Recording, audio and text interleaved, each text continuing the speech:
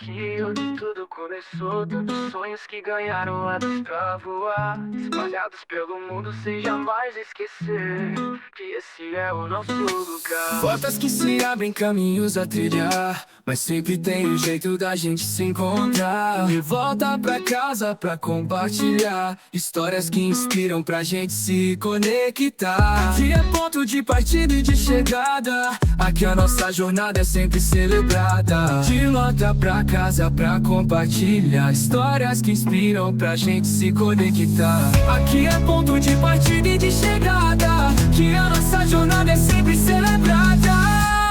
De norte a sul, de areia e mar, a vida leva, mas faz a gente lembrar que Univale é raiz, é conexão, é força, é futuro, é inspiração. De volta pra essa casa do saber, pra celebrar, juntos pra somar.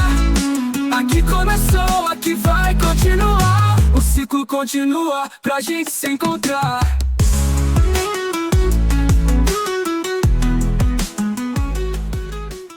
Aqui começou, aqui vai continuar, o ciclo continua pra gente se encontrar. Bom, boa noite a todos, sejam todos muito bem-vindos. É com muita alegria que recebemos vocês para mais uma Semana Alumni Univale, um evento pensado para valorizar os nossos ex-alunos, a quem nos referimos como alumni, e para compartilhar experiências inspiradoras, fortalecendo os laços entre a universidade e aqueles que já trilharam caminhos brilhantes no mercado. Aqui, conhecimento, trajetória e inspiração se encontram para mostrar que a nossa história acadêmica continua viva e pulsante, mesmo depois da formatura. Agora, para conduzir a apresentação do nosso palestrante convidado, passo a palavra ao professor Eduardo Batista Lopes, que será o mediador desta nossa conversa. Obrigado, Bárbara. Boa noite, Yuri. Tudo bem? Boa noite para todo mundo aí também. Boa noite. Bem feliz, Yuri, que está vindo dar essa palestra. Fica bem agradecido que está disponibilizando o teu tempo. Achei interessante porque eu estava na tua banca e projetou um arranha-céu no teu trabalho de conclusão de curso. Fico bem feliz que você está tratando sobre o assunto agora, alguns anos depois, né? Legal que tu continua nesse caminho. Eu vou fazer a leitura do currículo, da biografia do Yuri.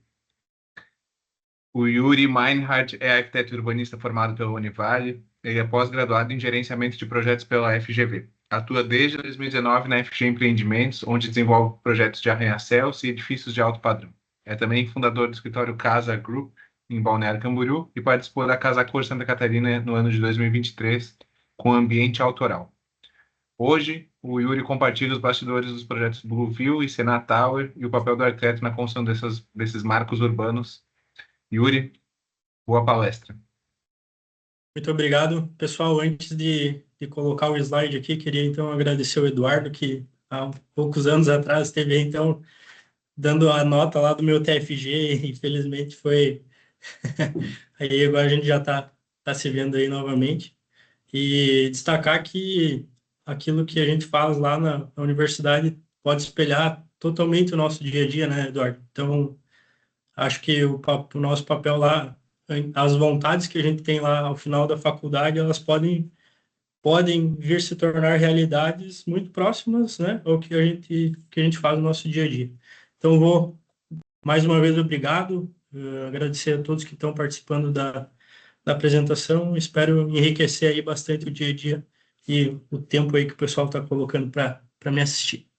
Beleza, então. Vamos lá. Como o Eduardo falou, meu nome é Yuri e eu queria fazer aqui uma breve histórico aqui da minha formação e como eu cheguei aqui até agora. Acho que isso é importante para o nosso dia a dia, né? Então, eu me formei na Univale, no final de 2021, logo em seguida fiz uma pós-graduação de gerenciamento de projetos. Tive uma atuação profissional já desde um pouco antes da metade da universidade. Eu já estava atuando, já estava trabalhando dentro da arquitetura. Passei num concurso ao final de 2018, trabalhei quase um ano na fiscalização de obras da Prefeitura de Balneário Camboriú, e ali eu comecei a minha carreira, assim, vamos dizer, tratando um pouco mais sobre legislação urbanística, aprendendo no dia a dia como é aplicar as leis e levando depois isso para projeto, né? Então, acho que isso, logo de início, me enriqueceu muito, né? E aí, no final de 2019, então, eu entrei na FG Empreendimentos e comecei justamente na parte de legalização de projetos, estudo de índices, que era o que eu já tinha um pouco mais de conhecimento. E em 2023, então, eu abri um escritório com mais dois parceiros e a gente tem esse escritório aberto até então. E eu atuo tanto no meu escritório quanto na FG durante o meu dia a dia. Então, tenho algumas experiências profissionais extras, assim dizendo, né? Fiz a Casa Cor 2023, um histórico bem legal de passar. E eu atuo em algumas comissões de legislação urbanística, tanto em Balneário quanto em Itajaí. E no meu dia a dia isso faz, vamos dizer assim, uma importância muito grande, porque é como a gente, logo após a isso, a gente aplica isso em projeto. E aí o que eu mais gosto de fazer em arquitetura, então, é essa concepção, é a definição técnica, aplicação urbanística, né, do desenho urbano também. E também sou, aqui eu vou citar o professor Rude, que lá atrás ensinava muita gente a desenhar à mão livre, então eu gosto bastante de croquis, gosto bastante de fotografia também.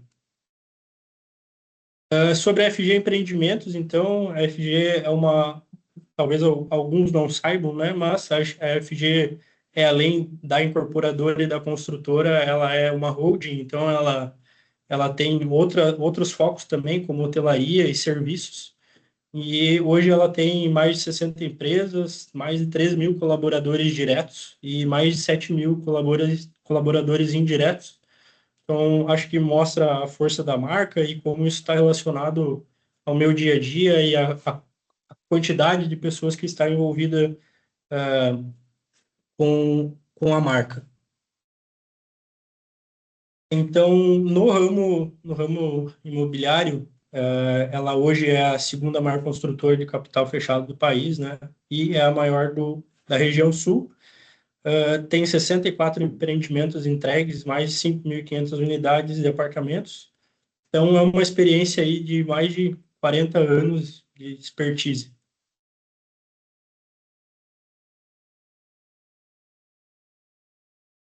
A FG e os arranha-céus.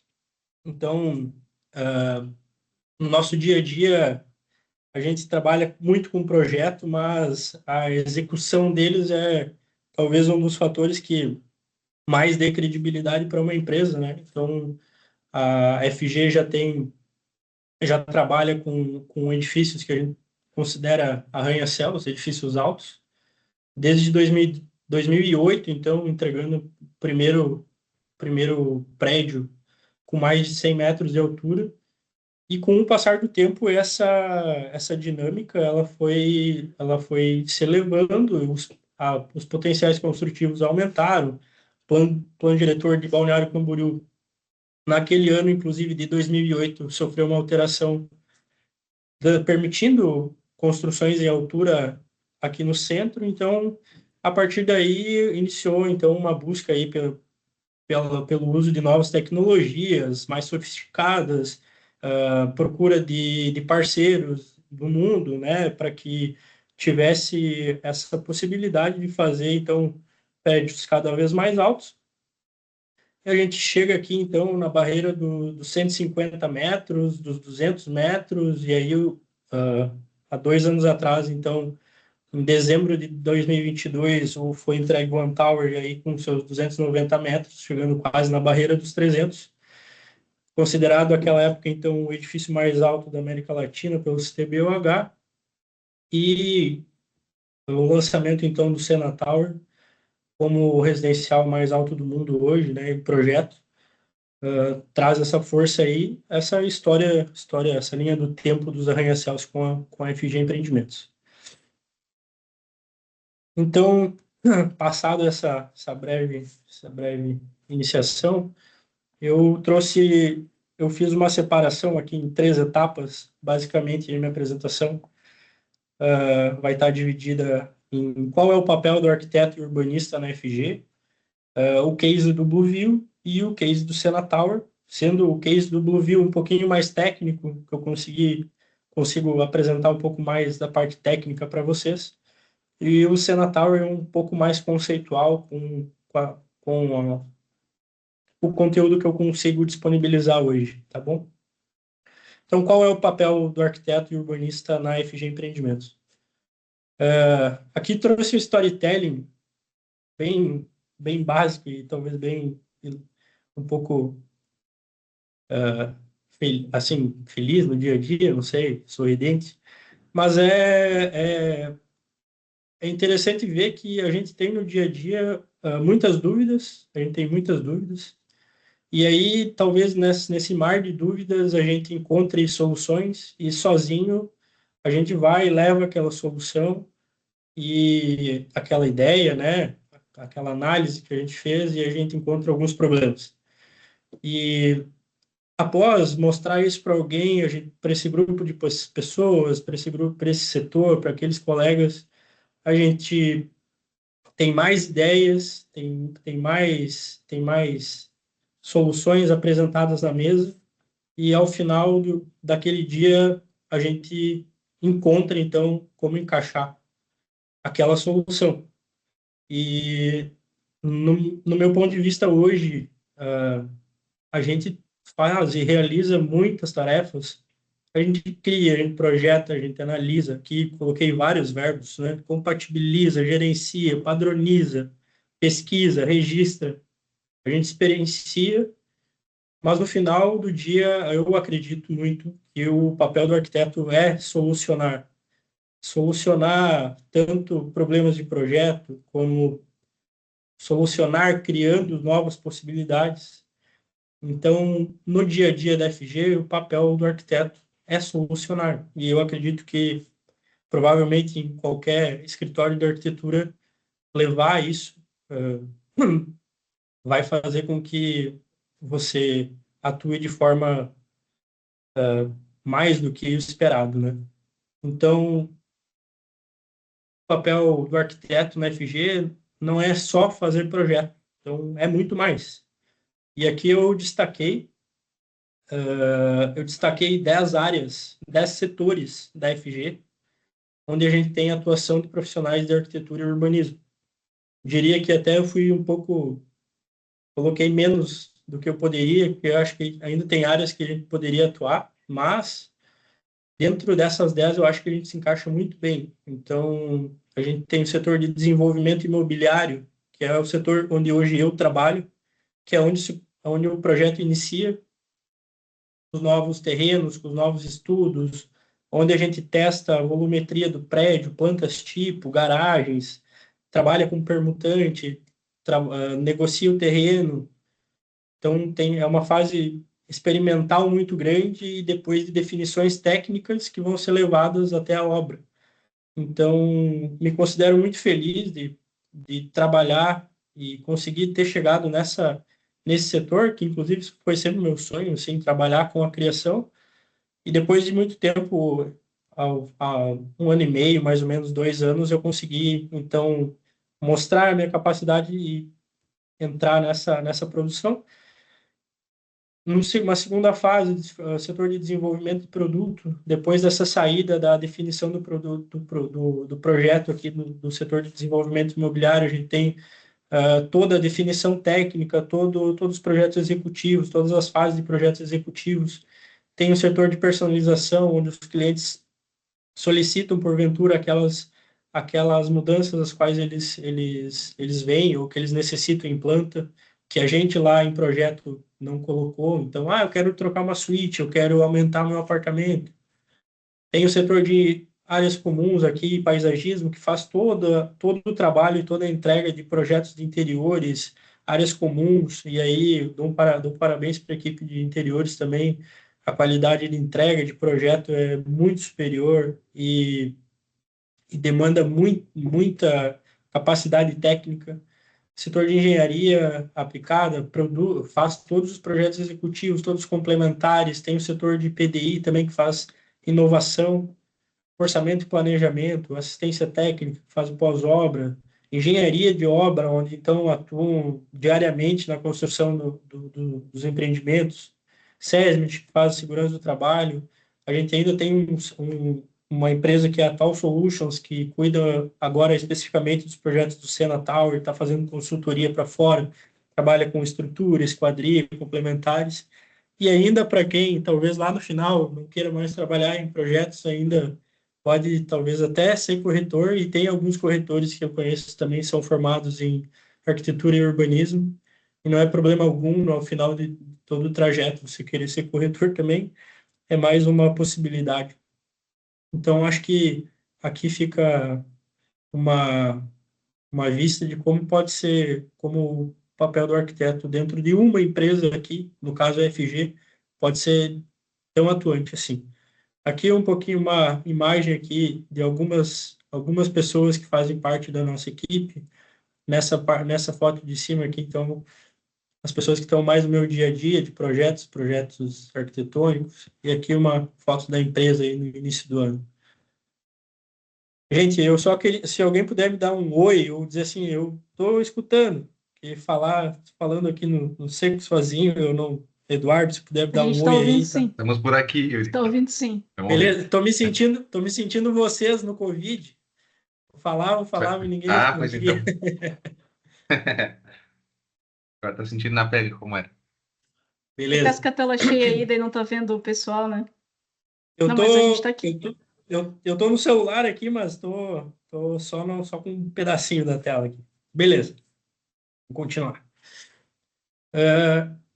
Então, o que são arranha-céus, né, e como projetá-los, além dessa dúvida da atuação, né, do profissional. Trouxe aqui um conceito, então, do CTBUH, que aí, hoje é o órgão que direciona e que nos diz o que é um arranha-céu e como classificar esses arranha-céus, então, para saber aí o que a gente está projetando. Então, hoje, a gente tem três classificações maiores, que são os TOLs, os super TOLs e os mega TOLs. São os prédios menores de 300 metros, maiores de 300, entre 300 e 600 e maiores de 600 metros.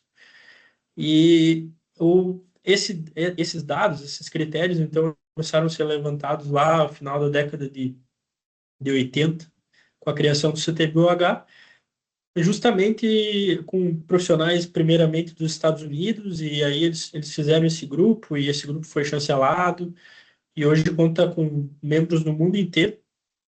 E aqui uma curiosidade, a FG hoje é a única participante brasileira como empresa do CTBUH, então a FG Empreendimentos é uma parceira do CTBUH, com fornecimento de dados técnicos, de análises quantitativas dos arranha-céus que a FG entrega. A FG fornece esses dados e anualmente e semestralmente eles têm essas reuniões em diversos lugares do mundo para conversar sobre como está sendo as tecnologias construtivas adotadas, soluções de arquitetura, enfim.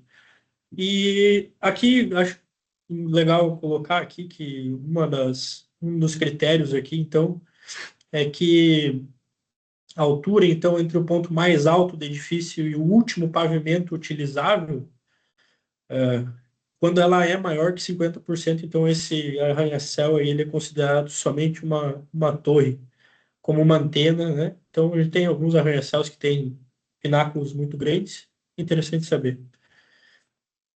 E aí, aqui eu trouxe uma provocação para vocês de alguns arranha-céus famosos, as alturas deles, e nosso querido Cristo, do Rio de Janeiro. Então, o Cristo de 1931 foi inaugurado no mesmo ano do Empire State Building, que foi até a década de 70, se não me falha a memória, o arranha-céu mais alto do mundo.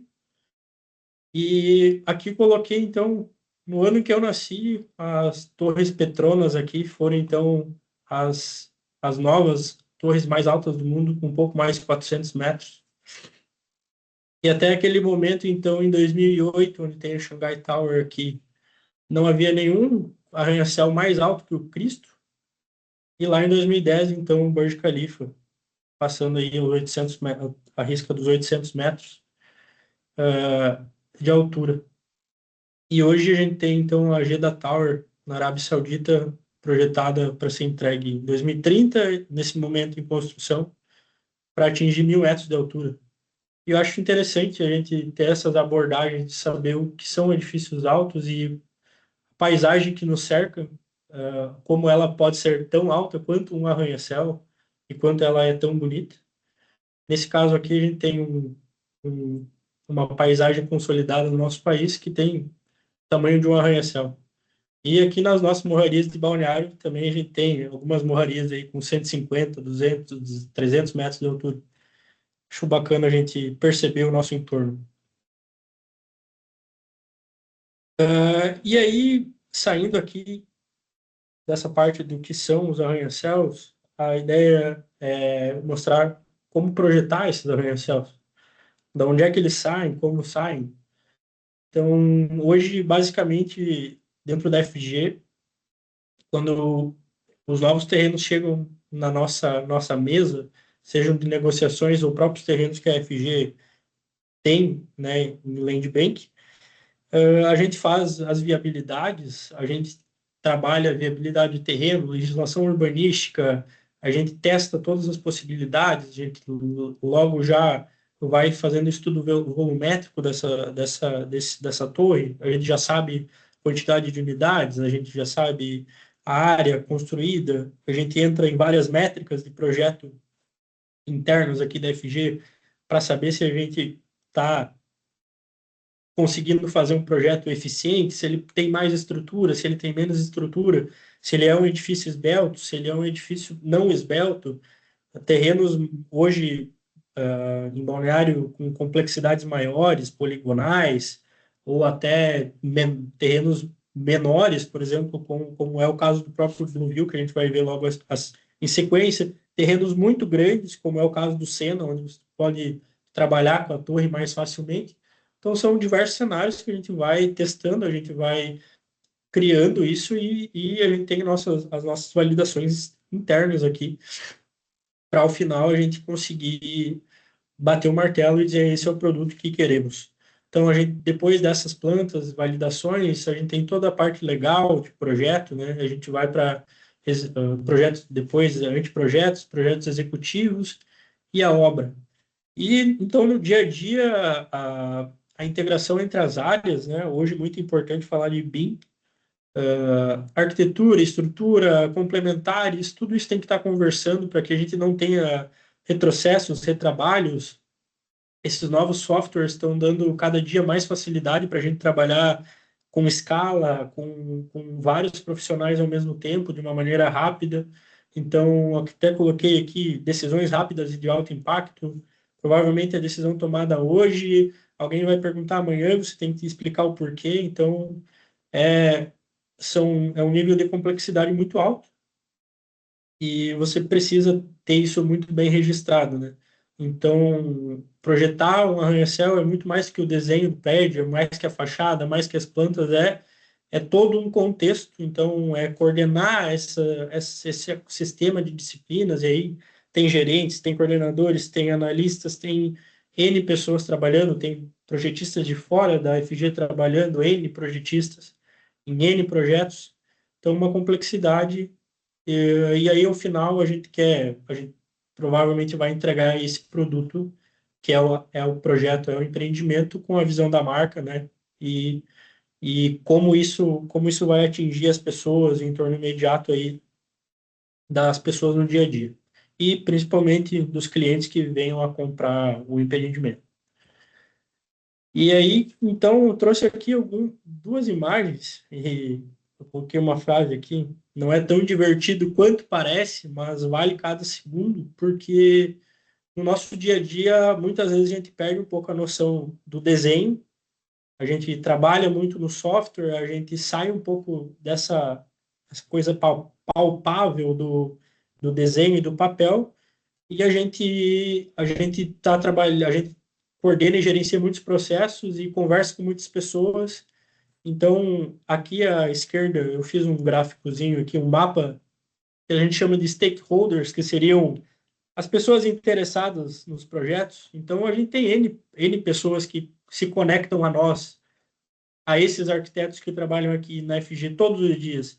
É questões de prefeitura, é questão ambiental, são os próprios clientes internos da empresa, gerenciadores, né, concessionárias, comunidade, jurídico, financeiro, contrata, descontrata. Então, são N pessoas no dia a dia. E aqui eu trouxe um fluxo aqui de como funciona hoje um projeto na FG. Ele está bem aqui só ilustrativo, tá, pessoal? Não vou entrar aqui na muita coisa, mas só para vocês verem, cada linha dessas daqui é um setor atuante dentro do projeto de um arranha-céu aqui. Nesse caso, é um novo projeto que a gente está começando agora. Então, a minha parte hoje é essa primeira linha aqui. Essa primeira linha é onde está o meu setor. Então, vejam a quantidade de coisas que a gente tem para resolver, que, por exemplo, eu não faço parte diretamente, mas que necessitam para entrega lá do nosso querido arranha-céu, nosso querido empreendimento. Então, são muitas pessoas e esse fluxograma aqui, o mais interessante dele é que ele é só de projeto, ele não engloba nenhuma fase de obra. Então, provavelmente aqui, vamos supor, hoje, agosto de 2025, se a gente iniciar um projeto, a gente vai entregar esse projeto lá, talvez daqui 1 ano e meio ou 2 anos, para que a obra comece a ser executada. Então, é uma fase, um ciclo de vida muito grande que contempla N processos. E aí, esse é o último slide antes de eu começar os cases ali do Blueville e do Sena. Eu deixei uma indagação, eu coloquei uma imagem aqui interessante, que era um projeto do Big. E no final do dia, gente, eu trabalho para uma incorporadora e eu tenho um escritório de projetos. E a FG é um grande cliente de N empresas. E assim como outras empresas têm seus clientes e contratos e são clientes também. E eu acho que o importante para o arquiteto é saber quem é o cliente dele. Então, as frases que eu coloquei aqui, muitas vezes elas fazem no nosso dia a dia, depois da saída da universidade, elas nos chocam um pouco com a realidade. E a realidade, ela é muito simples. Então, o que isso significa? O meu cliente é uma empresa. Que cada empresa tem sua própria vontade, cada empresa tem seus desafios, suas métricas, seus desejos. Então, cada proposta que a gente faz aqui dentro, hoje, que eu faço, que meus colegas fazem aqui dentro da FG, elas precisam ser justificadas e a criatividade também precisa de um porquê. Assim como lá no final dos projetos que eu entregava na Univale, eu precisava dar um porquê. No dia a dia, isso acontece com muito mais afinco. E são questionadas N coisas a mais. Como deixar esse projeto de pé? Tem viabilidade financeira? O que a gente quer com esse projeto? Quem é o cliente desse projeto? Como isso se materializa? Quais são as especificações da fachada? Quem vai decidir tudo isso? Então, no dia a dia, isso é primordial. E muita responsabilidade, a gente traz essa criatividade, mas também sempre entendendo que a gente precisa estar conectado com N fatores e complexidades da operação, da construção e principalmente do pós-obra na entrega do empreendimento. Então, aqui eu trouxe essa imagem de um prédio do arranha-céu do Big, justamente para contrapor um pouco as minhas frases e tentando pensar assim, quem será que era o cliente dessa imagem? Quem será que era o cliente que contratou o Big, que construiu esse projeto icônico? Provavelmente não é o cliente FG, é outro cliente. Então, no nosso dia a dia, a gente tem que saber lidar com isso e a gente tem que melhorar esse nosso cliente, a gente tem que colocar à disposição desse nosso cliente as novas ideias, as novas proposições, e a cada ciclo de projeto a gente vai melhorando isso. Vamos lá. Case Blueville. Aqui eu vou entrar em umas questões um pouquinho mais técnicas, que eu não consigo entrar no caso do Senna.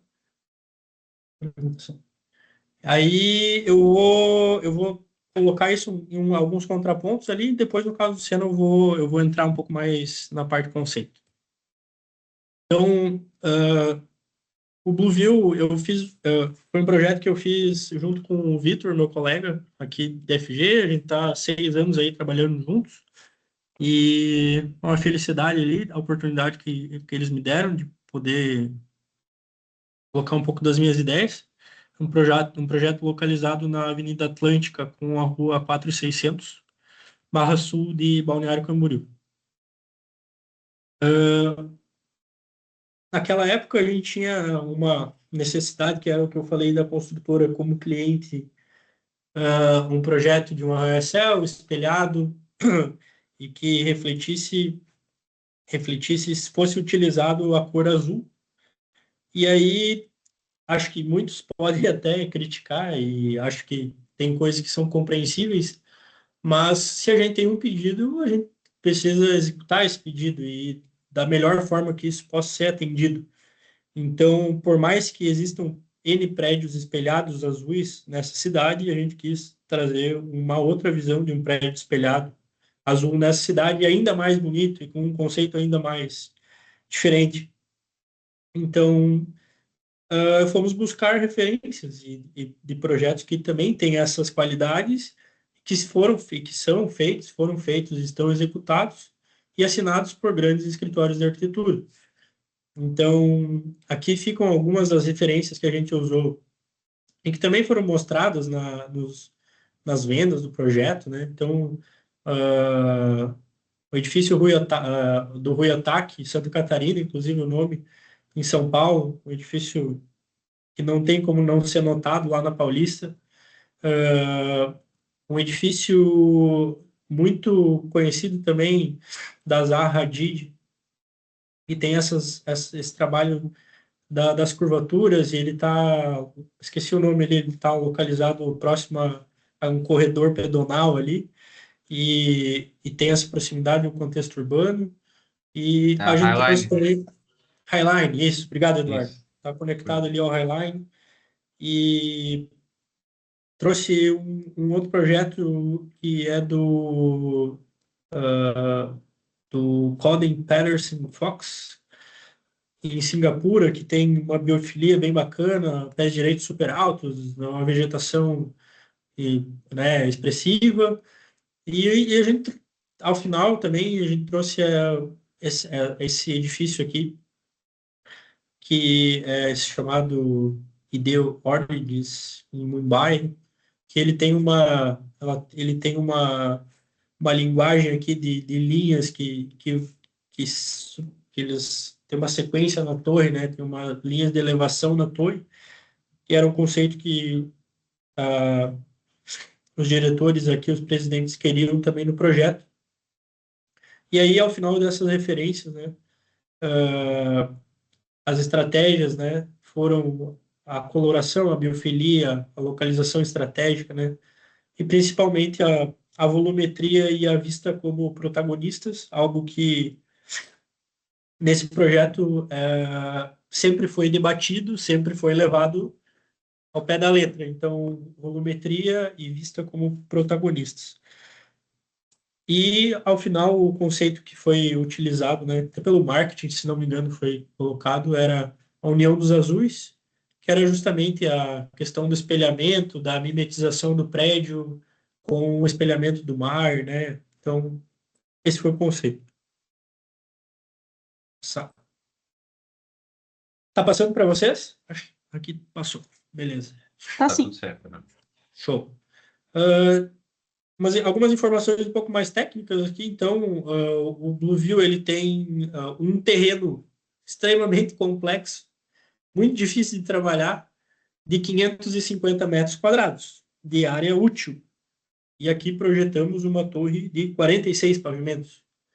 550 metros quadrados, talvez a área de N loteamentos que a gente tem aqui para casas unifamiliares. Então, a benesse desse projeto é que ele tem ele tem 3 frentes de rua, então ele acaba dando essa possibilidade de projeto. A gente vai ver na planta do térreo logo à frente. Uma área total de 18 mil metros quadrados, pavimentos habitáveis, então, são 44, ao final 160 metros. Tem um pavimento de subsolo, que é estacionamento público, então as pessoas eles vão poder ter acesso ali, estacionar os carros. Legislação urbanística aqui aplicada para dar também mais altura ao embasamento. São 7 pavimentos de embasamento, torre mais 6 garagens, 2 pavimentos de lazer. Esses lazeres estão localizados aqui, um aqui no embasamento, e essa segunda proposição aqui de lazer está lá no pavimento 24, se eu não me engano, 23 ou 24. E aqui foi uma intenção de projeto que, felizmente, eu dei, os diretores e a presidência gostaram muito, porque a gente tinha uma questão de cone de sombreamento, que até dá para ver aqui na lateral do corte. A gente precisava ter esse recuo da torre, e quando geralmente por padrão, a gente tem um lazer logo acima do lazer 1 aqui em embasamento, a gente tem esse lazer aqui embaixo. A gente não fez isso, então, e a proposição foi, cara, vamos levar esse lazer lá para cima, vamos dar um pé direito bacana para ele, vamos trazer aquela questão da biofilia, vamos tentar fazer isso um pouco diferente nesse projeto. A gente está no projeto Avenida Atlântica, a gente pode arriscar um pouco mais. A gente fez isso e foi uma das coisas que mais vendeu no projeto, inclusive nas áreas de lazer ali, a gente vai ver depois. Ele tem 37 pavimentos de apartamento, de torre, tem 3 outriggers. Esses outriggers, então, pavimentos estruturais, eles estão localizados aqui, segurando esse lazer aqui logo em cima. Tem um aqui e um aqui embaixo, em cima do lazer 1. São 31 apartamentos, então, unidades de 275 metros. São essas unidades superiores, 275 metros, unidades de 325 metros, que são esses apartamentos abaixo aqui, e a gente tem 3 unidades duplex que estão aqui em cima, são apartamentos de 2 andares. Aqui algumas imagens, essa imagem aqui é da planta do pavimento tipo, uma vista horizontal aqui. Essa imagem aqui é da piscina do duplex, vendo já o vidro curvo. Aqui uma imagem do embasamento, então, com as linhas horizontais e logo depois verticais, que a gente trouxe para o projeto. E também uma vista aqui da suíte.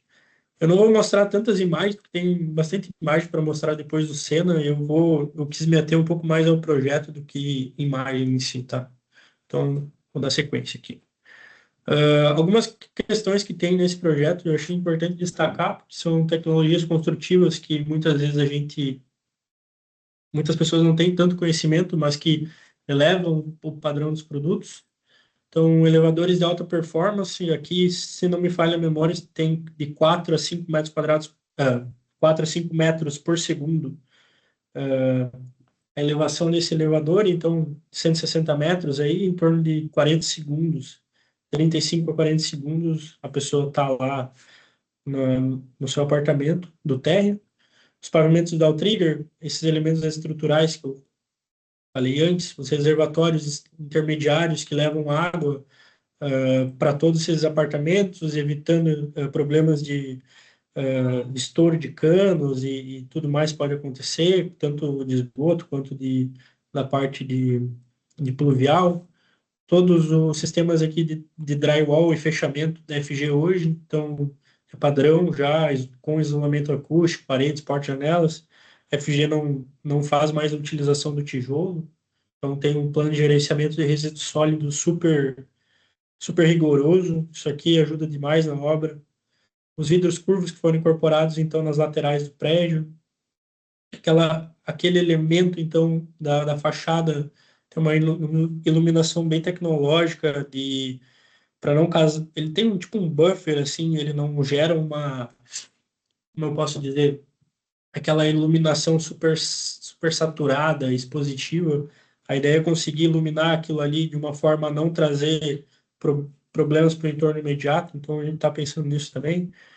A abertura de guarda-corpo, logo a gente vai ver na planta ali, conseguir abrir esses painéis de janelas com guarda-corpo na frente e também todas as questões de automação, inteligência predial. Passei. Pessoal, agora vamos começar nas plantas, e aí o que eu quis trazer aqui? Como é que a gente projeta esse arranha-céu? Eu trouxe uma planta aqui o projeto ele começou a ser vendido em junho de 23, e aí essa foi a planta humanizada que a FG disponibilizou para o mercado. E aqui está o projeto técnico liberado obra junho de 2025. O projeto começou a ser executado no final do ano passado, com 6 meses aí de fundação, subsolo, 6 meses, um pouco mais de fundação subsolo. Eles estão subindo, se eu não me engano, G1, G2 agora, nesses dias. Então, aqui a gente consegue ver o que foi a minha intenção aqui. Mostrar como algo que é vendido e no dia a dia a gente vê 1 milhão de plantas no Instagram que são tão bonitas quanto essa, muito mais bonitas que talvez essa, daí a depender do gosto de cada um, mas que o que vai para a obra é isso aqui, e isso aqui precisa estar muito bem resolvido. Então, com a sequência, ao começo de venda de projetos, e cada consultora tem sua organização, a gente também tem melhorias contínuas de projeto que vão acontecendo justamente nas fases de após o lançamento, que muitas vezes, após o lançamento da obra, como nesse caso a gente pode ver, a gente teve um lançamento de vendas e um início de obra um ano e pouquinho depois, 1 ano e meio depois. Então, após essa venda, a gente ainda tem uma maturação muito grande de projetos, a gente consegue ver algumas diferenças aqui, principalmente nos pilares, mas o que eu queria mostrar para vocês é que esse projeto tão pequeno, num terreno de 500 metros quadrados, a gente tem N coisas acontecendo.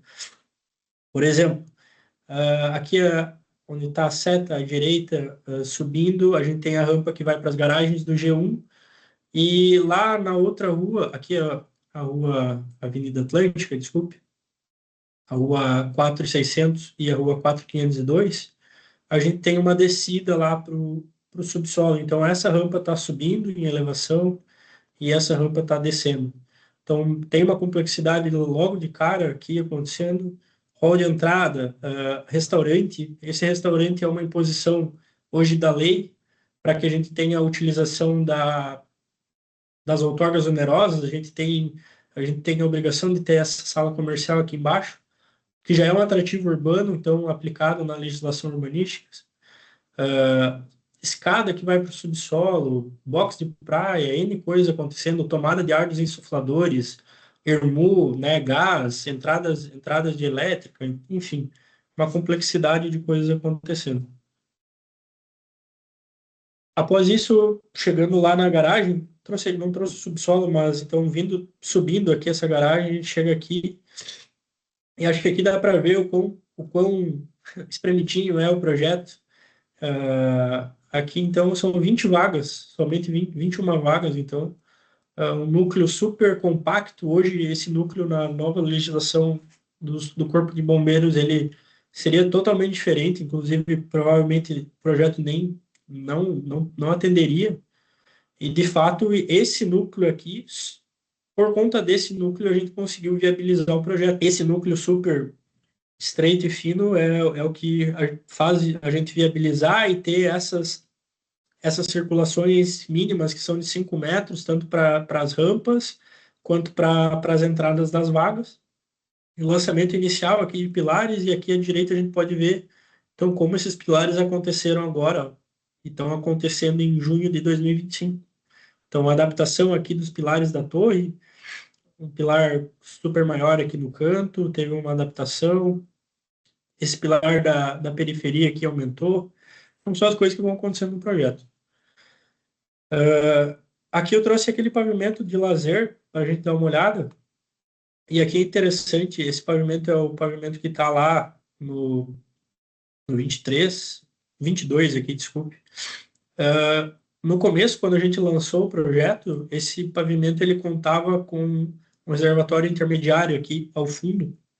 E a gente teve uma mudança de projeto por conta da aprovação. A gente tinha mais 2 lazeres na torre e a gente acabou perdendo esses 2 lazeres. E por conta disso, a gente acabou retirando esse reservatório daqui, deixando ele dentro do outro outrigger. E a gente acabou aumentando, então, esse espaço. E esse espaço hoje ele vai ser uma academia e também houve a readequação de alguns espaços. Então, são coisas que vão acontecendo naturalmente. Aqui eu trouxe um corte esquemático para mostrar como acontece esse lazer 2 aqui e como ele tem um pé direito tão alto para que ele possa ter para que seja feita para que seja colocado feito o plantio aqui das árvores. A gente tem um pé direito de 7,70 e ainda tem um pé direito do pavimento de baixo do diferenciado com 5,25 para que a gente consiga colocar árvores já um pouco já de médio porte adultas, a gente consiga fazer toda a colocação da terra, fixar essas árvores, ancorar essas árvores, fazer com que isso aqui, lá com a batida do vento, não tenha nenhum problema.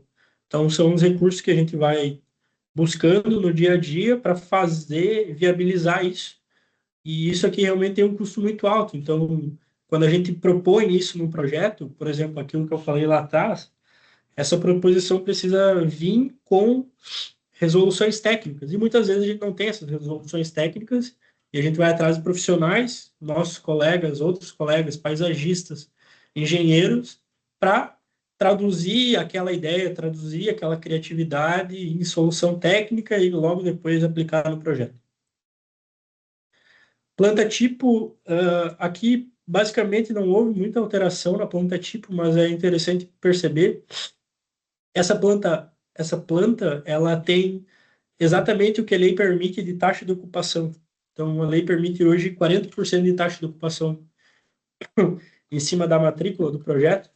E aqui, por conta do cone de sombreamento, do uso das outorgas, a gente utilizou exatamente 40% nessa planta. E aí depois ela reduz. Mas o interessante ver é que a solução desse núcleo que eu havia comentado antes, esse núcleo reduzido, e aí com 2 elevadores, é um de emergência e um social, ele permitiu um espaço maior de sala interiorizado, e aí aqui a ideia foi trazer a parte de cozinha e gourmet para frente, e o interior, aquele interior de sala, onde você tem uma área um pouco mais íntima, e já com uma iluminação artificial, para esse miolo, né, que já está um pouco distante aqui da luz natural, e, consequentemente, as suítes, né? E aí, encaixando, e aí essa é a nossa dificuldade, muitas vezes, como encaixar esses pilares lá embaixo nas garagens, fazendo com que a gente não tenha transições e consiga usar todas aquelas vagas que a gente precisa, consiga colocar todas aquelas vagas que a gente precisa. Então, aqui fica bem claro algumas mudanças que tiveram, por exemplo, esse pilar esticou um pouquinho, esse pilar precisou fazer um L, aqui esse pilar engrossou, esse pilar saiu do meio, ficou uma parede, esse pilar encontrou. São soluções que diretamente não vão mudar a compra do cliente, mas que elas vão avançando e com o avanço do projeto elas vão amadurecendo. Tá? Aqui, deixa eu clicar aqui, eu separei para vocês um modelo, a gente chama de modelo federado, e aí nesse modelo aqui a gente tem todas as disciplinas de projeto. Esse modelo está em construção, tá, pessoal? Não é um modelo finalizado, até porque o projeto está em andamento ainda, mas a gente consegue ver nele tanto as soluções de arquitetura, eu vou ir aproximando, e daí, Bárbara, se estiver travando um pouco, tu me avisa aí. Beleza. Eu vou puxar isso aqui, ó, mostrar para vocês. Vou tentar mostrar para vocês aqui. Por exemplo, todas as soluções de elétrica, hidráulica, já está tudo posto aqui, já feito as compatibilizações, estrutura, laje, forro, vagas, paradas das vagas aqui, rampa. Então, tudo aquilo que eu falei para vocês, e às vezes a gente pratica isso muito em planta, a gente tem que praticar isso também no 3D, e hoje a gente tem essa possibilidade, como o Revit, outros programas, outros softwares BIM, de trabalhar dessa forma e com N profissionais ao mesmo tempo. Então, cara, como é que é a solução da esquadria? Como é que projeta isso? Como é que cria, onde é que tem problemas? Como é que vê isso? É nesse tipo de software, dessa forma que a gente consegue ver isso. E olha só, tá aparecendo aí umas bolinhas para vocês, conseguem ver aí? Cara, essas bolinhas são alguns problemas que a gente tem que resolver daqui uns dias. Então, aqui tá, ó, quem colocou, qual que é o projeto, o que que tem que ser mudado, por que que tem que ser mudado, e com o tempo isso aqui a gente vai resolvendo para que lá ao final da obra tudo esteja resolvido. Beleza. Voltar. Vamos lá. Passou aí? Sim, aham. Boa. Case Siena Tower, então, aqui eu vou tentar ser um pouco mais. Aqui é uma apresentação que é o que a gente tem disponível hoje, o que eu posso mostrar para vocês pelas questões aí de marca, mas acho que tá bem abrangente, dá para ter uma ideia bem bacana do projeto. E aí, ao final, também eu posso tirar dúvidas daquilo que vocês tiverem. Um pouquinho não é tão técnica ali, não entra em toda aquela complexidade que eu entrei no case do Blueview. Então, o projeto do Sena, ele já é um projeto que ele nasce diferente, ele tem uma intenção diferente, ele tem um conceito diferente de qualquer coisa que a FG tenha lançado, ele busca a marca busca a FG. Então, essa ideia de trazer o Ayrton como, como o marco do projeto e um legado do projeto é o que a FG quis, e é o que a marca Sena também quis. Então, trazer fazer essa junção das duas coisas. Então, é uma obra artística, arquitetônica, e tem uma inspiração de conceito, né? Então, trata de um conceito do início ao final do projeto. Todas as soluções de projeto têm o conceito Sena. E o projeto ele vem a ser criado justamente indo atrás de conceitos de símbolos da humanidade, e desde o início dos primórdios a gente teve projetos e obras que têm essa intenção de mostrar ao mundo a diferença, que a gente pode fazer mais, que a gente pode buscar outras soluções.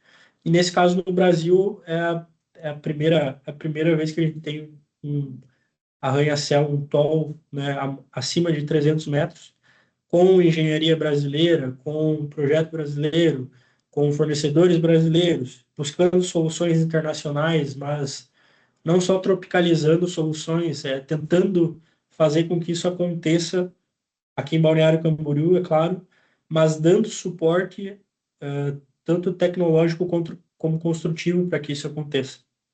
Então, a busca desses símbolos de humanidade, né, aqui alguns exemplos, como Torre Eiffel, a Ópera de Sydney, Taj Mahal, o Duomo na Itália, eles não são só exemplos de prédios altos ou talls em si, mas são empreendimentos, são obras arquitetônicas, estéticas de design que perduram e que são sempre lembradas como marcos visuais da cidade, da cidade onde ela está colocada.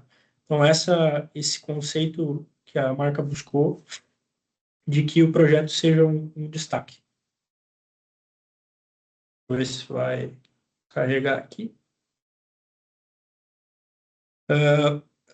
Eu resumi bastante aqui a apresentação, pessoal, até porque a gente tem um tempo, né, um pouco mais curto do que o habitual, mas tentando sintetizar aqui, o conceito do prédio é a trajetória do herói. Então, lá no embasamento do prédio.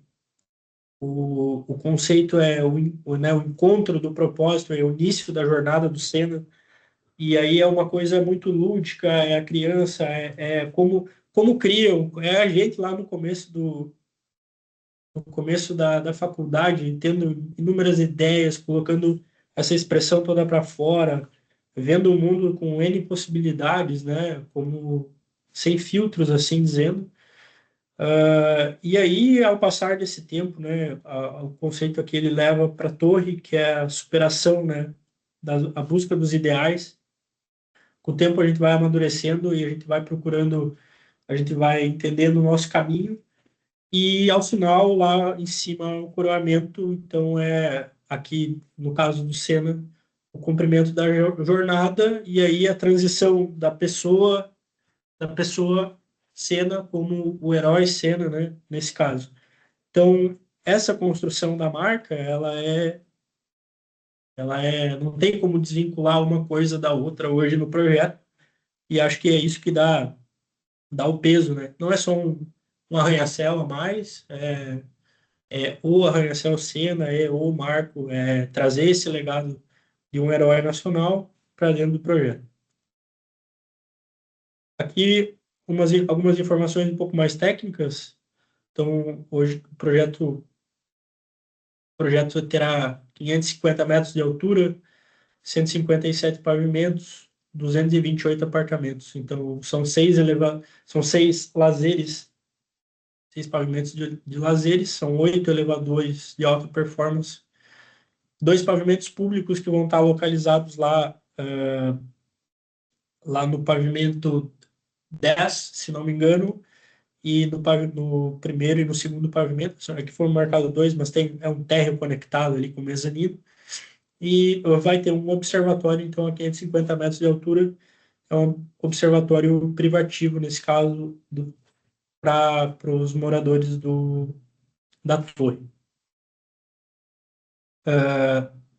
Entrando, então, mais específico no projeto, aqui é uma imagem, uma implantação já da torre, um pouco do skyline aqui da Barra Sul, do centro para a Barra Sul do Balneário Camboriú, com a localização. Aqui é a rua 4.500, se eu não me engano. Aqui é o Bar Pirata, aqui logo ao lado, o prédio da Aurora e o outro Sequinel aqui do lado, para ter uma noção da implantação da torre. Trouxe essa imagem que representa a torre, então, a vista da BR, muitas vezes esquecida em N projetos, e que acredito que não seja o caso nesse projeto. Eu vou mostrar algumas imagens de embasamento depois, mas que esse projeto ele não é um marco só visual do mar ou da praia, não, ele é um marco visual da cidade por completo. Então, mostrar essas referências de entorno, acredito que é de suma importância. Aqui a gente vê, então, uma vista da BR-101. Como eu falei sobre o conceito e o início da jornada, aqui embaixo a gente tem um térreo que é todo comercial público, junto com a entrada do residencial. E aí eu vou fazer uma ponderação aqui pessoal, minha aqui nesse caso, que muitos criticam, e há muitas boas críticas, mas que nesse caso, o que, inclusive lá no final do meu TFG, entreguei, o Eduardo é prova viva disso, é que a gente projete arranha-céus de uso misto, e a gente consiga contemplar de alguma forma com que as pessoas sintam-se conectadas a esses empreendimentos. Por mais que hajam críticas, a gente precisa ir atrás de conectar essas pessoas aos nossos empreendimentos. Então, nesse caso, fica explícito que há uma entrada residencial, mas também junto a essa entrada existe N coisas acontecendo, e todas elas de fruição pública. E aqui o conceito do arquiteto foi conectar esse térreo que é comercial com uma passagem, mostrando que o público faz parte disso. E quando você vê essa entrada das pessoas aqui para o hall de entrada no meio, há pessoas passando por cima dessas outras pessoas. Então, acho que isso é uma expressão de um arranha-céu que tem um público de alto padrão, e todo mundo sabe disso, mas que também, na proposição do prédio, foi buscado a materialização do uso público. E aí, essa imagem é da Avenida Normando Tedesco, e aqui me arrisco a dizer que provavelmente será o único projeto que vai ter um cuidado tão grande com a Avenida Beira-Rio e dando vida à Avenida Beira-Rio, de uma forma que hoje não há e que muitas vezes até mesmo a gente acaba projetando o prédio de costas para o rio e não colocando talvez a devida atenção que a gente, a devida proporção também de, de projeto que a gente deveria dar, ou a qualidade de projeto que a gente deveria dar para a Beira-Rio. Então, aqui à esquerda e aqui ao centro tem entradas de elevadores de carro, e também as entradas das garagens privativas que vão para cima e também para o subsolo. E aqui à direita a gente tem grandes salas comerciais e de restaurantes ligados aqui em cima a um pavimento público, que também tem outro grande restaurante e tem uma pista de kart elétrico com acesso público. Aqui, então, a gente vê as mansões, o início da torre ali, essa parte do embasamento, um pouco da pista do kart acontecendo aqui ao lado. Acho que essa aqui é uma das imagens que mais foram divulgadas aí. E aqui eu trouxe, então, deixa eu só ver. Eu trouxe aqui, então, a planta tipo dos diferenciados que tem as mansões, onde tem as piscinas, as suítes, e aqui dá para ter uma noção do tamanho da estrutura. Esses pilares aqui têm 1 metro de largura por 3,5 metros de comprimento. Então, acho que dá para ter um entendimento de quanto essa planta é robusta e de quanto a estrutura é altamente impactante para que esse projeto aconteça. Então, aqui internamente tem 6 metros de pilar a pilar e acontecendo todo esse living. Planta tipo, são 204 unidades frente ao mar, são mais de 100 andares de torre, plantas de 300 a 400 metros, dependendo da inclinação ali da torre. Acontece de uma forma bem parecida com aquela pavimento diferenciado, só que aqui, então, o lavabo em caixa, e aqui atrás a gente tem uma áreas de serviço que encontram aqui com os pavimentos, com as áreas de circulação vertical e os elevadores. Acho que depois, se vocês tiverem dúvidas, eu posso voltar aqui explicar um pouco mais, mas essa questão do tamanho da estrutura, que ela é algo invariável aqui nesse projeto, que ela impacta de uma forma expressiva. Aqui coloquei alguns sistemas aqui de estruturais que foram tecnologias que foram implementadas no Sena. O Sena vai ser o primeiro projeto da América Latina a ter o Mass Dumper. Ele vai estar localizado lá nos últimos pavimentos do prédio, e ele é um sistema de amortecedor de peso que faz esse contrabalanceamento do vento. E aí aqui abaixo é um vídeo na RWDI no Canadá, fazendo as simulações de vento aqui. Vocês podem ver as aletas, as simulações de vento com o entorno urbano aqui do empreendimento. Aqui é onde eles detectam, então, essas forças horizontais para poder calcular toda a estrutura que a gente viu nas plantas, e também para calcular quanto vai ser o peso desse amortecedor que vai estar localizado aqui em cima. À direita aqui, solução de estrutura das estacas Auger, Castor, hoje chamadas assim, são estruturas de 1 metro aqui, colocadas ponto a ponto, praticamente uma ao lado da outra, vão formar aí um grande bloco maciço para segurar o prédio. Vão estar aí 40 a 45 metros de profundidade do solo. Consultorias hoje do Sena são basicamente as melhores consultorias mundiais de estrutura. Então, a RWDI, a Born Salles, que é aqui é brasileira, o FAT, que hoje é um engenheiro estrutural que assina projetos como o Pencil Tower lá em Nova York, a Tetra Tech, que também fez a fundação, toda a concepção da fundação do Burj Khalifa, e alguns outros parceiros que também estão com a gente e que fazem tudo acontecer, como, por exemplo, fornecedores de elevadores, fundação, tecnologia de concreto, tecnologia de aço, no caso, o estúdio da Lalali aqui, que fez todo o conceito do prédio, a Triptych, paisagismo, João Armentano no interiores, a Motionary, que no caso faz todo o cálculo lá do Mass Dumper. Então são N parceiros para fazer o projeto acontecer, parceiros esses de classe mundial, né? E aqui só uma breve amostragem aqui, então, ao final da construção, o prédio será o residencial mais alto do mundo, com 550 metros. Hoje, o finalizado, o Central Park Tower, tem 472 metros, a Pencil Tower tem 453 metros. 432, 430 metros, são projetos super icônicos em Nova York, né? Então, estão bem pertinhos um do outro, e aqui mostrando como uma incorporadora, um empreendimento brasileiro pode estar figurando também perto desses marcos mundiais.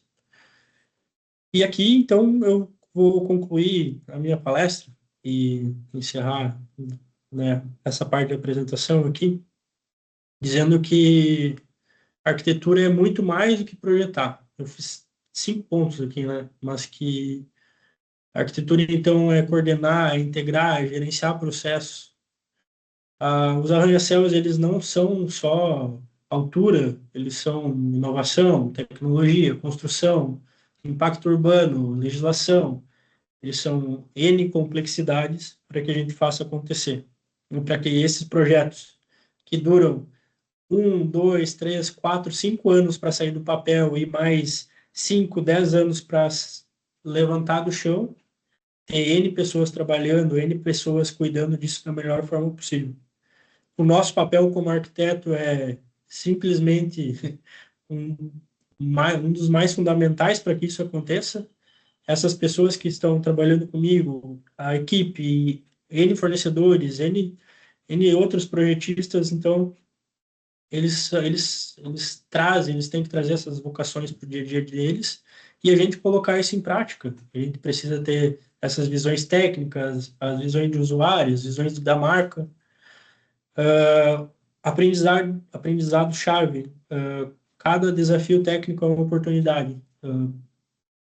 Todos os dias surgem problemas, todos os dias surgem novas coisas para resolver e a gente tem que dar um passo à frente e tentar solucionar isso. A gente precisa tomar essa frente e a gente precisa ter essa criatividade sempre muito bem embasada para que nosso papel como arquiteto também seja validado. A gente precisa caminhar com soluções, com responsabilidade, com credibilidade, então a gente precisa ir atrás de tudo isso. E uma visão de futuro, cada vez mais eu acredito que as cidades vão ser mais conectadas, como a gente tem aqui, outras cidades vão conurbar, vão ter solos mais valorizados, consequentemente vão projetar em altura, vão rever planos diretores, e aí a gente precisa ter conhecimento técnico, precisa de conhecimento urbanístico para tentar ajudar essas cidades a serem feitas de edifícios verticais, sustentáveis e que pensem no entorno, que reflitam as vontades dos usuários, reflitam as vontades das marcas, englobar isso de forma geral. Então, gente, eu queria agradecer, essa foi minha participação aqui e fico disponível para responder as perguntas. É meio estranho falar por 1 hora sem não ver ninguém, então não sei se vocês gostaram ou não, mas espero que seja de grande valia. Muito obrigado, Yuri. Desculpa. A gente recebeu algumas perguntas aqui, eu não sei quanto tempo a gente tem disponível, talvez não muito, então a gente vai fazer a seleção de algumas perguntas, assim. Boa. Tentando seguir mais ou menos a ordem também que elas foram feitas. Que a Gislaine fez muitas perguntas, eu vou ler algumas primeiro, para também dar voz para os outros, ouvintes que também perguntaram. Mas se perguntou se gostaram, tá recebendo alguns elogios aí, né? Acho que consegue ver o chat também, né, Yuri? Deixa eu Tá recebendo alguns tentar elogios. ver o chat agora. Umas Boa. palmas aí da Rayane, do Lucas Botelho. Bom, obrigado, Parabéns da pessoal. Espero Letícia. que Matheus Reisen também elogiou. Boa. Sofia Arellano também. Obrigado, pessoal. Yuri, aí tem algumas perguntas aqui. A Gislene Cabral, ela cita um edifício em Nova York, aqui 432, e que esse edifício em específico ele tem uma série de problemas estruturais, assim. Um edifício Sei bastante mais disso, cara. antigo. Vamos falar bastante sobre isso. Barulhos entre vãos abertos, água que não chega em alguns pavimentos, queda de energia frequente, elevadores que não funcionam. Como é E que é o nome daí a dela? Gislaine pergunta como é que vocês lidam, já sabendo desses problemas existentes em outros edifícios, como é que vocês estão lidando com os arranha-céus que vocês estão projetando? O Gislaine, se eu não me engano, eu marquei aqui. Por sorte, ou ocasião de destino, o Fati, que é hoje diretor da Toll Solutions e que é integrante da holding da FG, hoje com a Stephanie, que lidera o projeto do Sena Tower, o FAT fez toda a concepção estrutural do 432. E o que aconteceu lá, especificamente, não foi um erro de estrutura, não foi não previsibilidade de vento na estrutura, a estrutura precisava mexer, a estrutura tem um mass dumper. O que foi feito de errado, principalmente com relação a instalações e barulhos, foi a empreiteira, ela fez toda a colocação dos sistemas de instalação e principalmente do drywall, da fixação do drywall, sem deixar folgas. Então, o que aconteceu foi que, com o passar do tempo ali, do primeiro e do segundo ano do projeto completo, esses sistemas começaram a trabalhar e aí houve todos esses problemas que a gente viu na mídia. Então, sim, vamos dizer assim, foi um erro de projeto que deveria ter sido previsto, deveria ter sido executado considerando isso. E hoje, né, é um caso real, assim, de estudo de caso de como fazer diferente. Então, a gente tem ciência de todos esses acontecimentos, e é justamente, como eu falei antes ali, no CTBOH, nesses encontros que esses problemas são debatidos. Então, os engenheiros aqui da FG, tanto projetistas quanto execução, eles acabam sabendo disso e, vamos dizer assim, essa narrativa hoje, os problemas que acontecem lá nos Estados Unidos, em Dubai, na Europa, elas encontram pontos de conexão bem mais fáceis do que antigamente. Então, sim, a gente está ciente disso e vai buscar soluções para que não aconteça isso nos nossos projetos e principalmente naqueles que são arranha-céus aí acima de 300 metros. Perfeito, obrigado, Yuri. Ó, tem professores teus aí também te mandando um abraço. A professora Luciana Boa, Noronha, o Dado, e o teu orientador também, Jânio, o professor Jânio. eu vi um Jânio piscar aqui, mas esse Jânio. Então, Obrigado, pessoal. Isso. Yuri, a gente tem uma série de perguntas que andaram chegando, vou tentar ler algumas, tá? A Ana Júlia Freitas Faustino, ela perguntou o seguinte: quais estratégias de projeto e execução a construtora utiliza para controlar o ganho térmico e melhorar o conforto térmico interno nas fachadas que são muito envidraçadas, ao mesmo tempo minimizando os impactos externos, como reflexo, ofuscamento e contribuição para ilhas de calor no ambiente urbano? Boa pergunta. Eu vou compartilhar a tela aqui, tá? Vou voltar aqui no meu slide. Essa foto aqui, gente, é uma foto do da Sebase, aqui do lado no estacionamento da FG, onde a gente tem um escritório, onde a gente faz esse teste, e eles trazem para nós os painéis dos vidros, e aí a gente, por exemplo, esse teste aqui são dos novos empreendimentos, mas a gente fez esse teste para o Blueview e para outros que estão em obra agora, E o pessoal da Sebrae tem esse caminhão, ele vai lá, a gente escolhe, vê como é que reflete, como é que esse vidro está trabalhando na parte estética, mas também tanto na parte, toda a parte técnica, de refletância, de ganho térmico, de exposição, se o vidro é LOI ou não, se ele vai ter uma grande variância térmica. Então, o pessoal também, depois da engenharia, ele pega um projeto como o do Blueview, por exemplo, e ele faz todo o detalhamento dos perfis e da escolha técnica desse vidro, se ele vai ser laminado duplo ou não.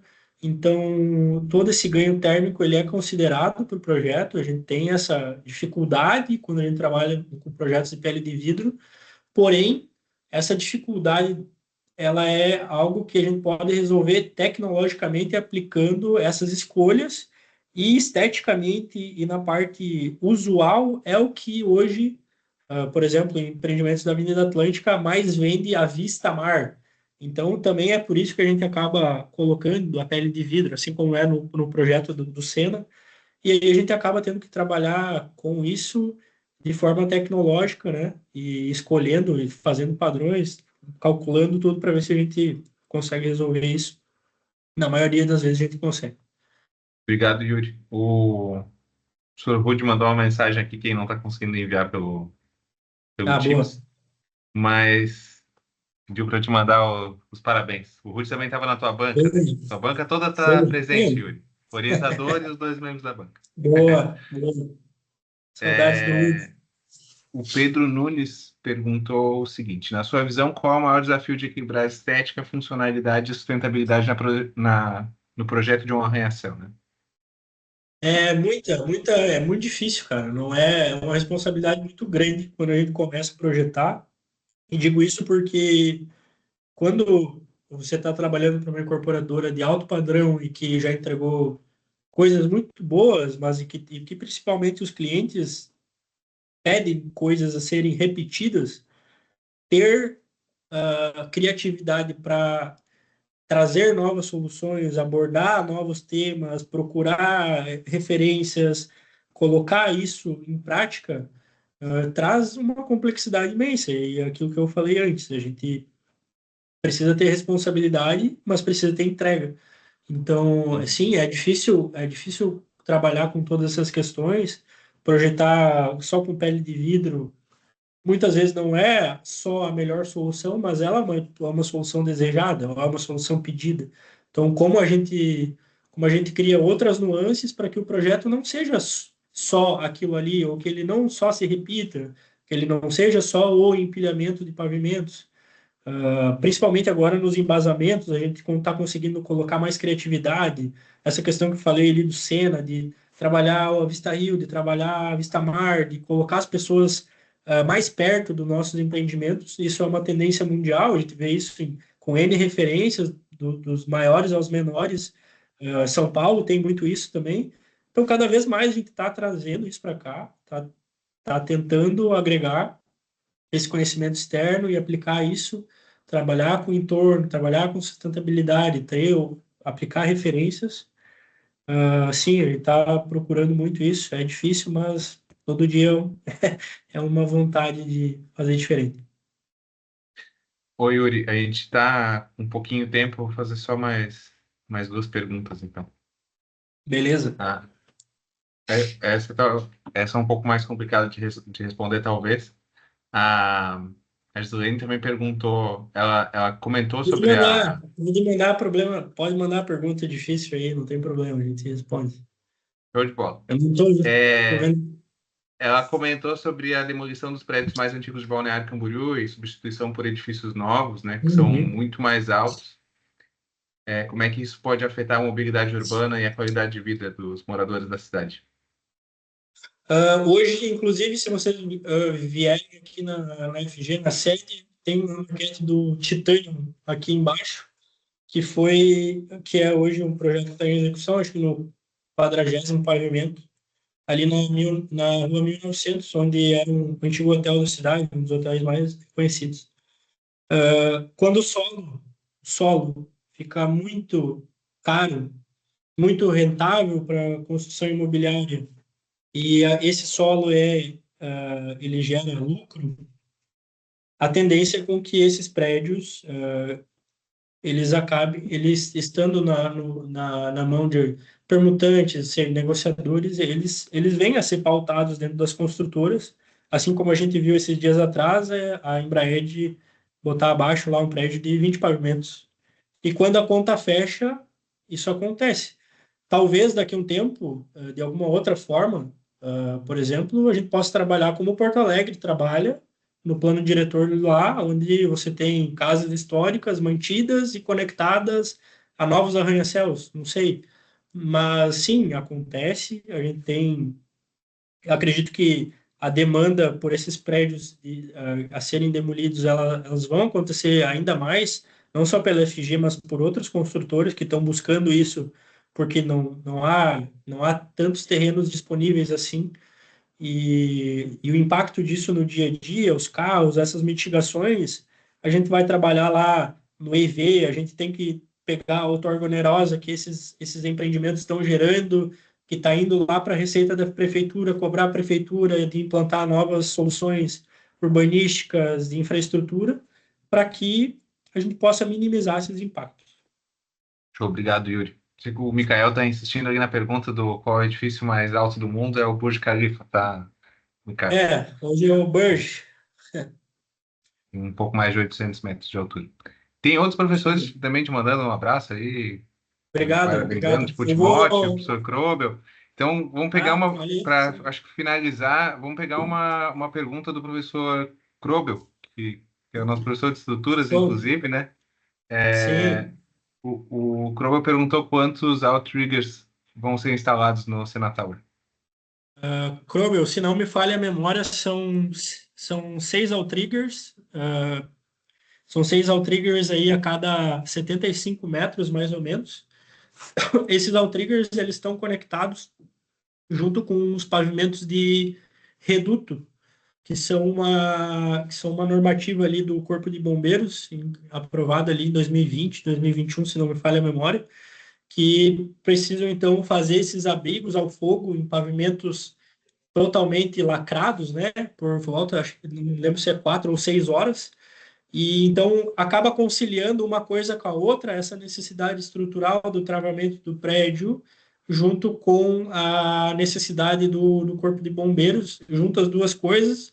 E isso agora tem servido também não só pro Sena, que aí tem esses 6, se não me falha, são 6, a memória são 6 pavimentos a cada 75 metros. A gente já está utilizando isso nos novos projetos que estão sendo lançados aí. Agora, North Tower, que foi lançado há pouco tempo, já tem. Os novos projetos todos já têm essa normativa em atividade, tanto estrutura quanto bombeiro. Show de bola. Obrigado, Yuri. Depois tem Obrigado. uma série de outras perguntas, assim, eu não sei se está disponível para responder, mas a Eu gente tem que não liberar sei, para a se você. próxima Ó, palestra também. eu tô. Se quiserem ficar mais um tempo, eu tenho disponibilidade. Não quero atrasar também. Se tem alguma outra palestra, o pessoal que quiser continuar aqui, fico à disposição. Bárbara, o que tu acha?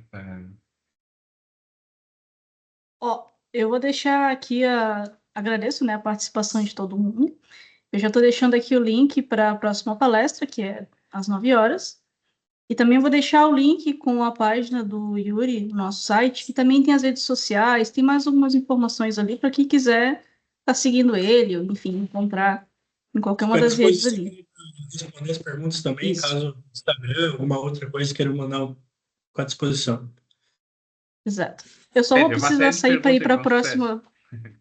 Eu vou precisar ir para a próxima palestra, mas assim, ó, vocês podem ficar à vontade se quiser responder mais coisa aí, aproveita que ele está aí. Se tu quiser ficar mais uns 15 minutos aí, 20 minutos, eu fico. Se tu ficar me auxiliando aí, eu fico mais um tempinho, mas a critério de vocês. Tem. Eu posso ficar mais uns minutinhos, Yuri, Então, qualquer então, coisa, tu pode continuar também. a hora que tu der ok aí, daí a gente sai. Eu Fechou. deixa eu pegar mais alguma aqui também, então, para te fazer. Seu Eduardo, passo aí para ti então, tá? Muito Obrigado, obrigada. Bárbara. Obrigada, Obrigado, Yuri, Bárbara. pelo teu aceite Valeu. aí, pela participação. O pessoal curtiu bastante, curte também. Boa. Obrigada, tá Obrigado. sempre bem-vindo. Obrigado. Tem uma série de outros elogios aí, bastante gente elogiando. Boa. Eu vou tentar olhar um pouco o chat agora, porque eu realmente não Né? consegui. eu fiquei olhando, como eu tô no Note aqui, tô com uma tela só, daí eu não consegui ver. Deixa eu tentar ver aqui. Tem um que eu achei legal aqui, Yuri, que é da Maria Boa, Helena Leal, que é a nossa aluna do quarto período agora, né? boa. Você citou a importância de identificar quem é o seu cliente, qual a sua opinião e posição quando. Não, desculpa. Você citou a importância de identificar quem é seu cliente. Qual é a sua opinião e posição quando a consultora cliente vem com ideias e exigências projetuais que você não concorda?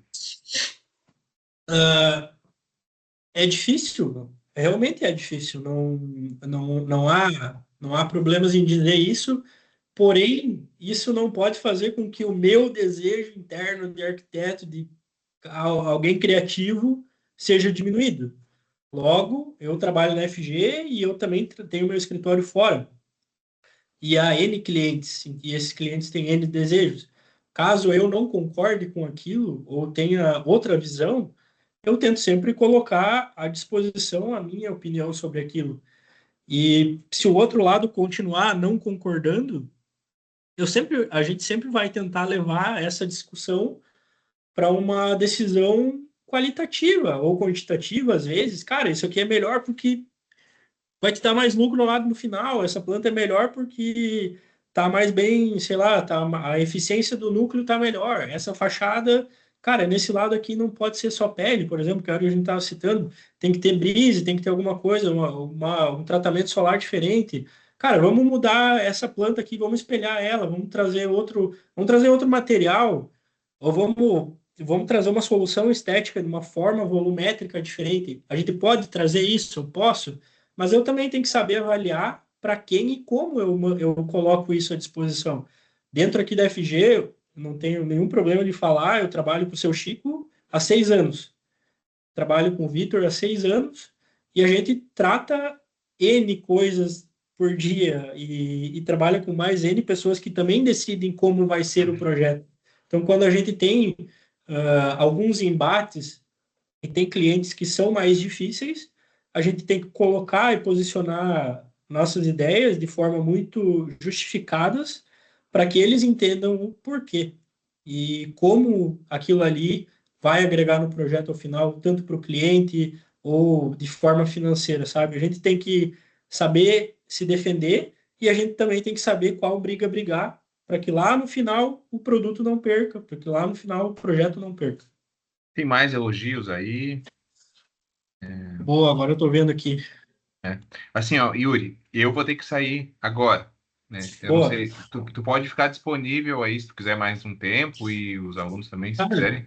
E tu lê as perguntas, assim, tem mais algumas boa. ali no início, da Gislaine mesmo, que a Gislaine mandou umas 4 ou 5 perguntas, mas eu queria dar espaço também para os demais. Então, eu li só Cara, eu algumas gosto delas, bastante né? de conversar, então eu vou ficar mais uns 10 minutos aí com o pessoal. Obrigado, Eduardo. Show de Show de bola. bola. Parabéns, Yuri. Fica bem feliz aí que Muito está obrigado. participando, teu Show. amadurecimento aí, já dando palestra. Muito legal. Boa. Obrigado, Eduardo. Tchau, tchau. Tchau, pessoal. Até Tchau. mais.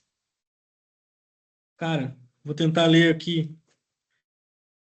Vou tentar escolher aqui. Tem uma da Gislaine aqui, eu acho que é bem pertinente, que acho que era no começo ali que o Eduardo falou. Preocupação da FG ambiental com a cidade, principalmente com as sombras na praia, provocado pelos novos arranha-céus em função da orla, competição com a Embraer. Cara, essa questão da qualidade ambiental sempre sim é muito discutida e, como eu falei antes, na, na nossa aprovação de projetos, lá no EV, a gente tem N mitigações justamente para tratar desses problemas e também tem as certificações ambientais. Nesse caso, o Sena Tower vai ser um projeto Platinum, que é o mais alto nível aí de certificação, de utilização de água, materiais todos daqui de perto.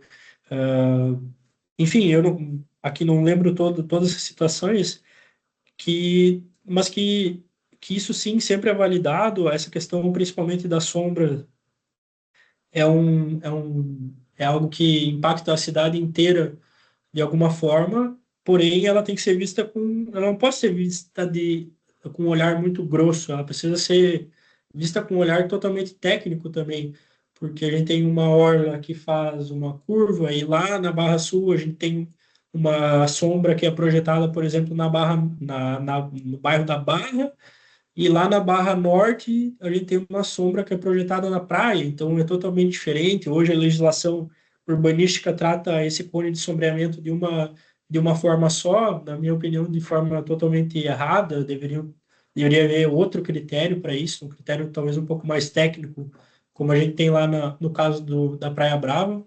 Então, são N cenários que a gente precisa ver e realmente precisa ser responsável quando projeta.